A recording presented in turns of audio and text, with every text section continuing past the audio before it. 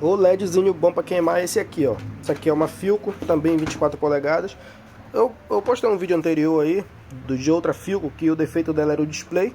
Na verdade chegou duas aqui pra mim, uma com display e outra com LED danificado. Esse aqui são os LEDs dela, ó. São esses difusores aqui, né, que fazem a iluminação do display. Essa aqui tá com LED queimado, essa aqui vou fazer a troca dele por ser mais fácil, né, vou fazer a troca dele. E a outra que é o display, já precisa de um tempinho a mais, já, porque é um serviço mais demorado. Aí esse aqui eu vou fazer a troca dele agora. Trocar esse LED aqui, né. Esse LED aqui é um LED de... acho que é de 2... acho que é um LED de 2,5 volts, eu acho.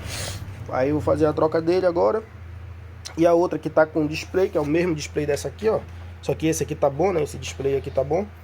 Tá perfeito ele. Da outra lá eu vou fazer provavelmente no sábado, tá?